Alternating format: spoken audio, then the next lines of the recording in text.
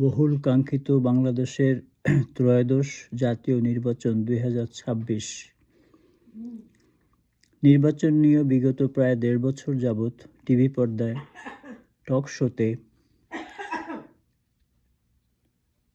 বিজ্ঞ মহারথীদের বিশ্লেষণ ও মন্তব্য অনেকেরই জানা। অধিকাংশ সাংবাদিক ও রাজনৈতিক বিশ্লেষকদের আক্রোশটা ছিল অন্তর্বর্তীকালীন সরকারের প্রধান উপদেষ্টা ডক্টর মোহাম্মদ ইউনূসের উপর। তারা নিশ্চিত ছিল যে ডক্টর ইউনূস তার চেয়ার জোর করে আঁকড়ে ধরে রাখবেন, কারণ তিনি নাকি কোনো সংস্থা বা সংগঠনের প্রধান হলে সেটা আর ছাড়তে চান না, আজীবন ধরে রাখতে চান। তবে সকল সাংবাদিক, রাজনীতিবিদ, প্রিন্ট কিংবা সামাজিক মিডিয়ার নেগেটিভ প্রচারণা ও অবিশ্বাসকে জয় করে বিগত 12ই ফেব্রুয়ারি 2026 দু একটি অনাকাঙ্ক্ষিত ঘটনা, সংঘাত ও অনেক কম সংখ্যক প্রাণহানির বিনিময়ে একটি সুষ্ঠু, সুশৃঙ্খল এবং আনন্দমুখর পরিবেশে জাতীয় নির্বাচন অনুষ্ঠিত হয়ে গেল। জনমনের শঙ্কা, নিরাপত্তার অভাব, আস্থাহীনতা, মারামারি ও হানাহানি, ভোট চুরি বা ডাকাতি কিংবা ব্যালট বাক্স ছিনতাই, দিনের ভোট রাতে হওয়া কিংবা একজনের ভোট অন্যজনে দেয়া ইত্যাদি ছিল এবার প্রায় অনুপস্থিত। এজন্য অবশ্যই আইন শৃঙ্খলা বাহিনীর নিয়োজিত সদস্যবৃন্দ এবং ভোটদান কর্মে সহায়তাকারী সকল কর্মকর্তা কর্মচারী সহ স্বরাষ্ট্র উপদেষ্টা জাহাঙ্গীর আলম চৌধুরীকে ধন্যবাদ দেওয়া উচিত। কথায় বলে না, সব ভালো তার, শেষ ভালো যার। সমালোচনা ও ব্যর্থতা কিছু না কিছু থাকবেই। বিশেষ করে নানাবিধ কর্মযজ্ঞে ভুল ত্রুটি থাকাটাই স্বাভাবিক। ভালো হোক বা মন্দ হোক, কাজ করতে গেলে ত্রুটি বিচ্যুতি হয়েই থাকে। আর কাজ না করলে কোনো সমালোচনা হয় না, কোনো দোষারোপও হয় না। বাংলাদেশের মানুষ প্রধানত ছিদ্রান্বেষী স্বভাবের। নিজের সমালোচনা বা আত্মবিশ্লেষণ করার চাইতে অন্যের খুঁত ধরতে পারদর্শী। কিছুটা অতীতমুখী, পরিবর্তনের পক্ষপাতী নয়। অথচ এরা ইতিহাস থেকে শিক্ষা গ্রহণ করে না। আবেগতাড়িত হয়ে অতীতের গড্ডালিকা প্রবাহে চলতেই অধিক আগ্রহী। উদাহরণস্বরূপ, আমাদের পূর্বপুরুষদের মুখে শুনতে পেরেছি যে পরাধীন হলেও তখনকার ব্রিটিশ আমল নাকি ভালো ছিল, কারণ জিনিসপত্রের দাম ছিল রূপকথার মতোই সস্তা। জীবদ্দশায় অনেকের মুখেই জব করতে শুনেছি যে স্বৈর সেনাশাসক মার্শাল আইয়ুব খাঁর আমল নাকি ছিল উন্নয়ন অগ্রগতির অনন্য উদাহরণ।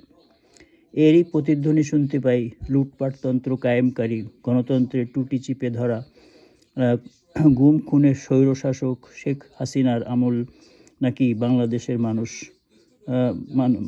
মানুষ ভালো ছিল।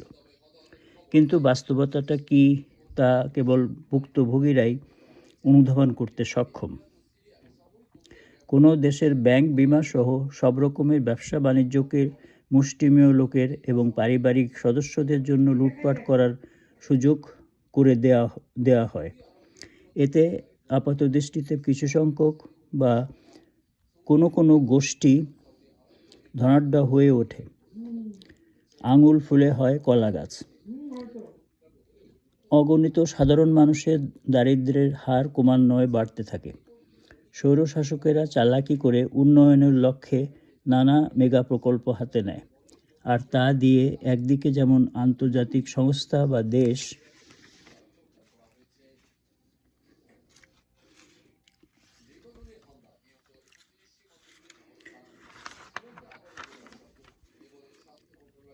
থেকে উন্নয়ন প্রকল্পের আর্থিক অনুদান কিংবা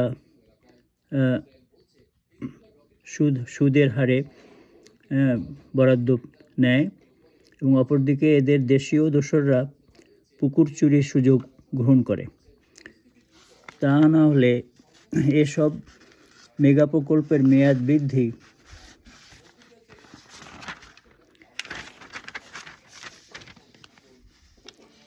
এবং বারে বারে বাজেট বরাদ্দ পুনঃপ্রাক্কলন করা হতো না। এতে করে প্রকল্প ব্যয় দ্বিগুণ থেকে কোনো ক্ষেত্রে 3 কিংবা 4 গুণ পর্যন্ত বেড়ে যায়। দেশীয় লুটেরা ও মুদ্রা পাচারকারীরা, বিশেষ করে দেশবিরোধী তথাকথিত ব্যবসায়ী যেমন সালমান এফ রহমান, আজিজ খান সহ অর্থ পাচারকারী ব্যাংকার যথা এস আলম, নজরুল ইসলাম মজুমদার সহ অন্যান্য দুর্নীতিবাজ নাটের গুরু যেমন পিকে হালদার, সজীব ওয়াজেদ জয়, ফজলে নূর তাপস, শেখ রেহানা, তারেক সিদ্দিক, সাইফুজ্জামান চৌধুরী প্রভৃতি কুলাঙ্গারদের সুবিধার্থে বাংলাদেশি জনগণের আমানতকৃত অর্থ ব্যাংকসমূহ থেকে ভুয়া প্রকল্পের মাধ্যমে উঠিয়ে নিতে সহায়তা করেছে প্রশাসনেরই কর্তা ব্যক্তিবর্গ। এসব লুটেরা দস্যুদের মূল লক্ষ্যই ছিল বাংলাদেশকে অর্থনৈতিকভাবে দেউলিয়া করে ফেলা। হেনরি কিসিঞ্জারের অবজ্ঞাসূচক মন্তব্য যথা তলাবিহীন ঝুড়িতে পরিণত করা। এতে করে দেশটিকে একটা ব্যর্থ রাষ্ট্র হিসেবে প্রতিপন্ন করাটা হতো সহজ। মাফিয়া লুটেরাদের পাচারকৃত অর্থের পরিমাণ শুনলে গা শিউরে উঠবে অনেকেরই। বিদেশে পাচারকৃত মোট অর্থের পরিমাণ মাত্র 234 বিলিয়ন US ডলার, বাংলাদেশি টাকায় যা 28,08,000 কোটির সমপরিমাণ। সব কিছু দেখে শুনে একটা কথাই শুধু বারবার মনে পড়ে, তা হলো কবিগুরু রবীন্দ্রনাথ ঠাকুরের অন্যতম বিখ্যাত কবিতা 2 বিঘা জমির সেই প্রখ্যাত পংক্তিদ্বয়, এ জগতে হায় সেই বেশি চায়, আছে যার ভুরি ভুরি, রাজার হস্ত করে সমস্ত, কাঙালের ধন চুরি। একবার একটু ভেবে দেখুন, 28,08,000 কোটি টাকা বাংলাদেশে মজুদ থাকলে এই পরিমাণ অর্থ দিয়ে বাংলাদেশের 4টি বার্ষিক বাজেট বরাদ্দ করা সম্ভব হতো। যা হোক, এবার শিরোনামের মূল বিষয়ে আসা যাক। গণতন্ত্র চর্চা ও বিকাশে নির্বাচন হলো প্রথম ধাপ। নির্বাচনের মাধ্যমেই জনগণ তাদের প্রত্যক্ষ এবং পোস্টাল ব্যালটে ভোট প্রদানের মাধ্যমে তাদের পছন্দের প্রতিনিধি বেছে নিতে পারে। তাই গণতান্ত্রিক শাসন ব্যবস্থায় যে কোনো দেশে এ ধাপ খুবই গুরুত্বপূর্ণ। নির্বাচন প্রক্রিয়া যাতে সুষ্ঠু, স্বচ্ছ, শান্তিপূর্ণ এবং নিরপেক্ষ হয় তা নিশ্চিত করা অবশ্যই দরকার। অংশগ্রহণকারী সব দলের জন্য সমান সুযোগ বা লেভেল প্লেয়িং ফিল্ড সৃষ্টি করা নির্বাচন কমিশনের গুরু দায়িত্ব। এখানে বলে রাখা ভালো যে আমি কোনো নির্বাচন বিশেষজ্ঞ নই, না একজন সাংবাদিক কিংবা রাজনীতি বিশ্লেষক। আমি একজন অতি সাধারণ অথচ সচেতন বাংলাদেশি নাগরিক। সুতরাং আমার ত্রয়োদশ বাংলাদেশ সাধারণ নির্বাচন 2026 নিয়ে কিছু কথা নিতান্তই পক্ষপাতহীন ও নিরপেক্ষ দৃষ্টিকোণ থেকে উপলব্ধ। কারণ আমি ছাত্র জীবনে কোনো রাজনৈতিক দলের সক্রিয় সদস্য ছিলাম না, কোনো আদর্শ বা চেতনার প্রতি অন্ধ ভক্তও ছিলাম না। ত্রয়োদশ জাতীয় নির্বাচন মোটামুটিভাবে সুষ্ঠু এবং শান্তিপূর্ণভাবে অনুষ্ঠিত হয়েছে। এবারের নির্বাচন কিছুটা ব্যতিক্রমধর্মী, কারণ এতে 2 ধরনের ব্যালট পেপার ছিল। একটাতে ভোটাররা হ্যাঁ বা না ভোট দিয়েছেন, অপরটিতে দলীয় প্রতীকে পছন্দের প্রার্থীকে ভোট প্রদান করেছেন। অন্যদিকে এবারই প্রথম বাংলাদেশি প্রবাসী ভোটাররা পোস্টাল ব্যালটের মারফত তাদের ভোটাধিকার প্রয়োগ করেছেন। তাছাড়া এবারে সর্বপ্রথম বাংলাদেশের প্রায় 4 কোটি তরুণীরা ভোট প্রদানে সমর্থ হয়েছেন। এসবই আমাদের জন্য আনন্দের। এজন্য নির্বাচন পরিচালনা সংশ্লিষ্ট সবাই কম বেশি ধন্যবাদ পাবার যোগ্য। তবে ভোটদান কর্মে অংশগ্রহণ করেছে কেবলমাত্র 60% মতো। এরূপ নিম্ন হারের উপস্থিতি সম্পর্কে নির্বাচন কমিশন কোনো ব্যাখ্যা দিয়েছে কিনা তা জানা নেই। নির্বাচনের সহিংসতা, হানাহানি বা সন্ত্রাসী হামলার নানাবিধ শঙ্কা ও গুজব ছিল অগণিত। কি প্রিন্ট বা সামাজিক মিডিয়া এবং টকশোগুলোতে অহরহ আইনশৃঙ্খলা পরিস্থিতি নিয়ে নেতিবাচক মন্তব্য ও কটাক্ষ ছিল লক্ষ্য করবার মতো। এতৎসত্ত্বেও শেষ পর্যন্ত পুলিশ, র্যাব, আনসার ও সশস্ত্র বাহিনীর সম্মিলিত প্রচেষ্টায় ত্রয়োদশ জাতীয় নির্বাচন অনুষ্ঠানটি শান্তি, শৃঙ্খলা ও সৌহার্দ্যের এক অনন্য উদাহরণ হয়ে ইতিহাসে উল্লেখিত হবে। দু একটি ছোটোখাটো গোলমাল, হাতাহাতি বা মারামারি হলেও ঢালাওভাবে নির্বাচনী কেন্দ্রগুলোতে কোনো ব্যালট বাক্স ছিনতাই, অস্ত্রের দাপট কিংবা দিনের ভোট রাতে শেষ করে রাখা ইত্যাদি নৈরাজ্যের ঘটনা ঘটেনি। কিন্তু বেসরকারিভাবে ফলাফল ঘোষণা এবং সরকারিভাবে চূড়ান্ত ফলাফল ও প্রার্থীদের প্রাপ্ত মোট ভোট সংখ্যা প্রচার নিয়ে কিছু কিছু অভিযোগ পাওয়া গিয়েছে। যেমন খেলাফতে মজলিসের প্রার্থী মাওলানা মামুনুল হককে প্রাথমিকভাবে বিজেতা ঘোষণা করেও পরবর্তীতে সরকারিভাবে তাকে পরাজিত বলে জানানো হলো। অপরদিকে টিআইবির গবেষণা থেকেও জানা যায় যে বেশ কয়েকটা কেন্দ্রে এক বা একাধিক সংখ্যক জাল ভোট পড়েছে। তথাপি টিআইবির চূড়ান্ত সিদ্ধান্ত ছিল যে ত্রয়োদশ জাতীয় নির্বাচন মোটামুটিভাবে শান্তিপূর্ণ এবং সফল হয়েছে। সামাজিক যোগাযোগ মাধ্যমের অন্যতম জনপ্রিয় বিশ্লেষক ডাক্তার পিনাকি ভট্টাচার্যের রাজনৈতিক বিশ্লেষণে আমরা জেনেছি যে জামায়াত এনসিপি জোটে মোট প্রদত্ত ভোটের 38.5% এবং বিএনপি জোট পেয়েছে 51.5%। এতে নাকি জামায়াতের জনপ্রিয়তা অনেকাংশেই বৃদ্ধি পেয়েছে, কারণ জামায়াত জোট থেকে এনসিপির প্রাপ্ত ভোট 3.5% বাদ দিলে তাদের মোট ভোট সংখ্যা দাঁড়ায় 35%। অতীতে জামায়াতের কখনো 15-20%-এর বেশি ভোট সংখ্যা ছিল না। এবারকার নির্বাচনে দাঁড়িপাল্লা প্রতীকের প্রতি মহিলা ভোটারদের যে নিরঙ্কুশ আস্থার জোয়ার দেখা গেছে এ ফলাফল প্রত্যক্ষভাবে তারই প্রতিফলন। পক্ষান্তরে বিএনপি জোটের ফলাফল বিশ্লেষণে পিনাকির মতে তাদের এই ভূমিধস বিজয়ের মুখ্য কারণ হলো আওয়ামী লীগের নীরব সমর্থকদের দেয়া 10% ভোট, আর বাকি 6.5% ভোট এসেছে আওয়ামী লীগের ভোট ব্যাংক নামে খ্যাত হিন্দু সম্প্রদায়ের কল্যাণে।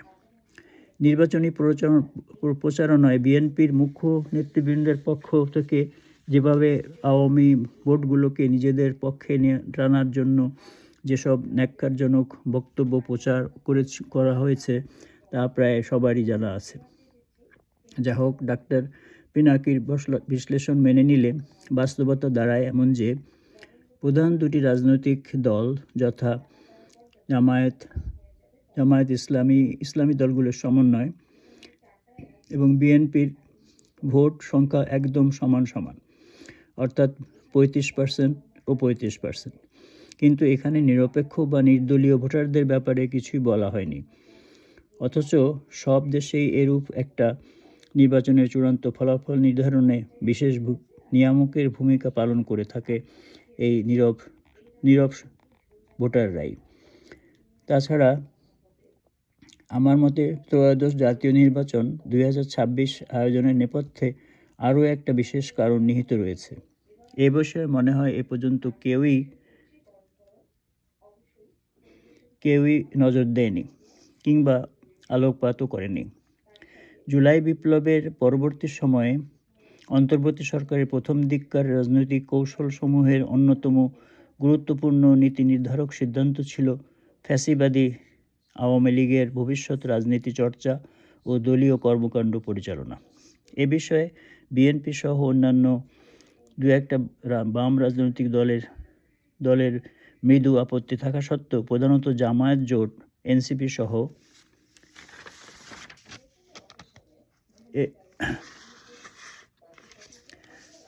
এর শক্তিশালী ভূমিকা ও চাপের কারণে আওয়ামী লীগকে দলীয়ভাবে নিষিদ্ধ না করা হলেও নির্বাচনকে মাথায় রেখে তাদের দলীয় কার্যক্রমসমূহ নিষিদ্ধ করা হয়।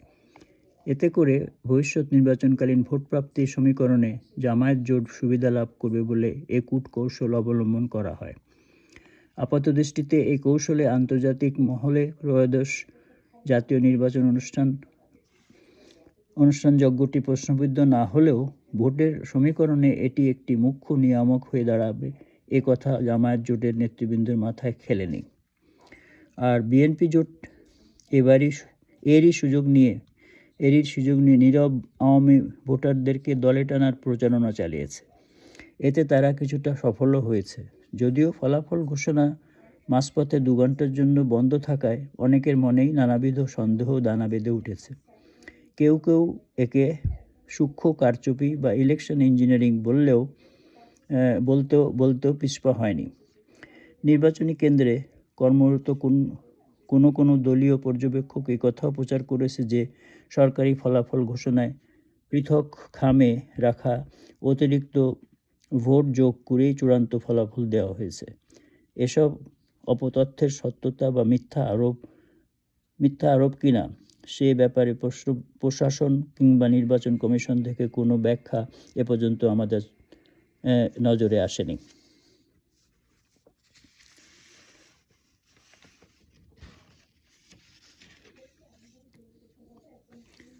ত্রয়োদশ জাতীয় নির্বাচন 2026-এর প্রদত্ত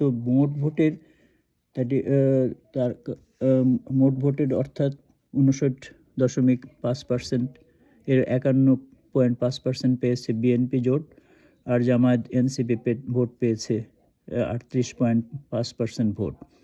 এর মধ্যে এনসিপির প্রাপ্ত ভোটের পরিমাণ 3.7%।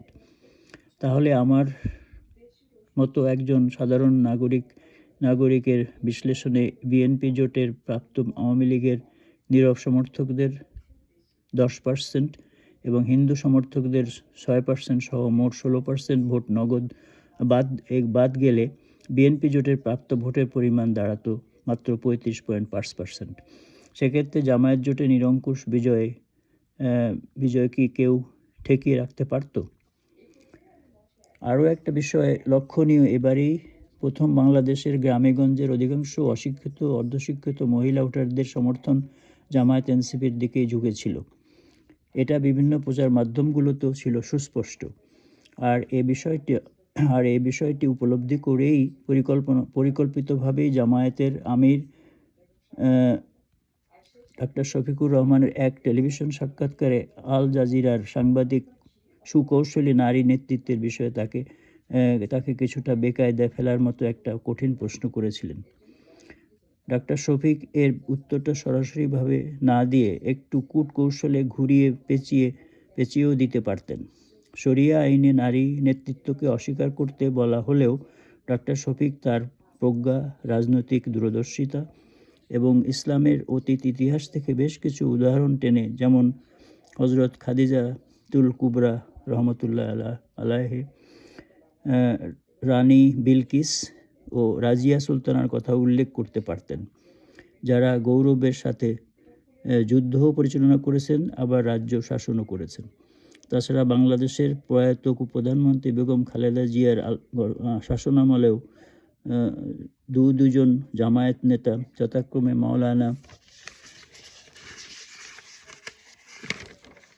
মাওলানা মতিউর রহমান নিজামী এবং মাওলানা আলী আহমেদ মুজাহিদের মন্ত্রিত্বের উদাহরণ তুলে শরিয়া আইনের বিষয়টা সুন্দরভাবে এড়িয়ে যেতে পারতেন।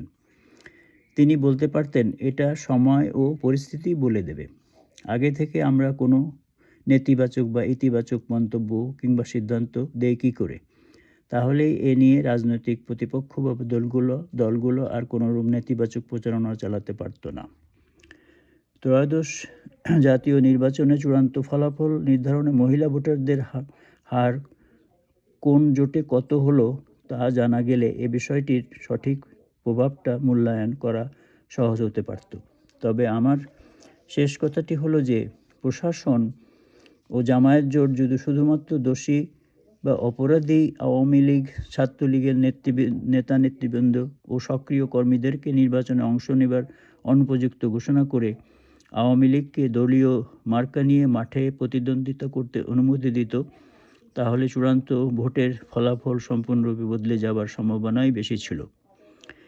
এতে একদিকে যেমন বাংলাদেশের ত্রয়োদশ জাতীয় নির্বাচন 2026 হয়ে উঠত অন্তর্ভুক্তিমূলক, নিরপেক্ষ এবং প্রশ্নাতীতভাবে ঐতিহাসিক, অন্যদিকে অন্তর্বর্তীকালীন সরকারের গ্রহণযোগ্যতা হতে পারত সার্বজনীন।